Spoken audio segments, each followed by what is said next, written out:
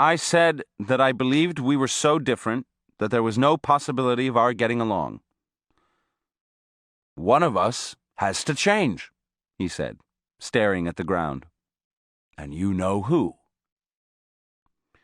He began humming a Mexican folk song and then lifted his head abruptly and looked at me.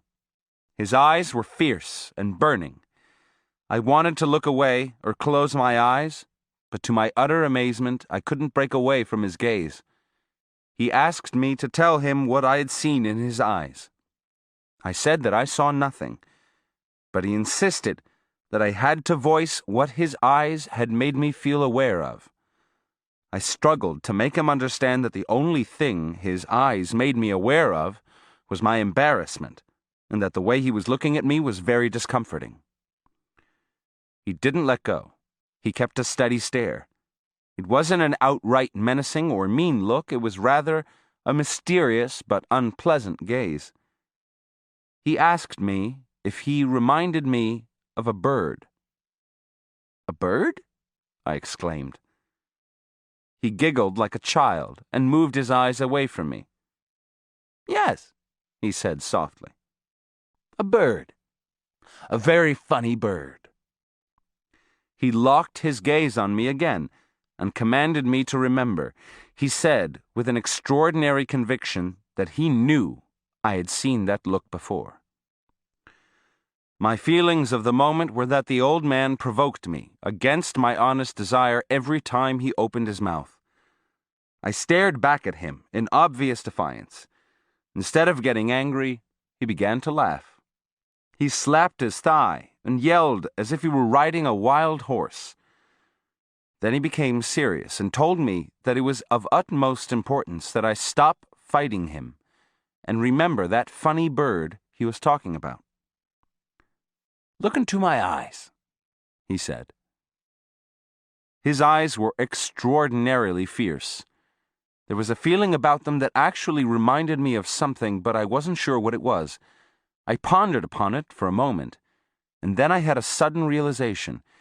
It wasn't the shape of his eyes, nor the shape of his head, but some cold fierceness in his gaze that had reminded me of the look in the eyes of a falcon. At the very moment of that realization, he was looking at me askew, and for an instant my mind experienced a total chaos. I thought I had seen a falcon's features instead of Don Juan's. The image was too fleeting, and I was too upset to have paid more attention to it. In a very excited tone, I told him that I could have sworn I had seen the features of a falcon on his face. He had another attack of laughter. "I have seen the look in the eyes of falcons. I used to hunt them when I was a boy, and in the opinion of my grandfather, I was good. He had a Leghorn chicken farm, and falcons were a menace to his business. Shooting them was not only functional, but also right. I had forgotten until that moment that the fierceness of their eyes had haunted me for years, but it was so far in my past that I thought I had lost the memory of it. "I used to hunt falcons," I said. "I know it," Don Juan replied, matter-of-factly. His tone carried such a certainty that I began to laugh. I thought he was a preposterous fellow. He had the gall to sound as if he knew I had hunted falcons. I felt supremely contemptuous of him. "Why do you get so angry?" he asked in a tone of genuine concern. I didn't know why. He began to probe me in a very unusual manner.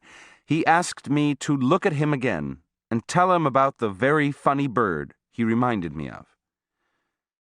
I struggled against him and, out of contempt, said that there was nothing to talk about. Then I felt compelled to ask him why he had said he knew I used to hunt falcons. Instead of answering me, he again commented on my behavior. He said I was a violent fellow that was capable of frothing at the mouth at the drop of a hat. I protested that that was not true. I had always had the idea I was rather congenial and easygoing. I said it was his fault for forcing me out of control with his unexpected words and actions.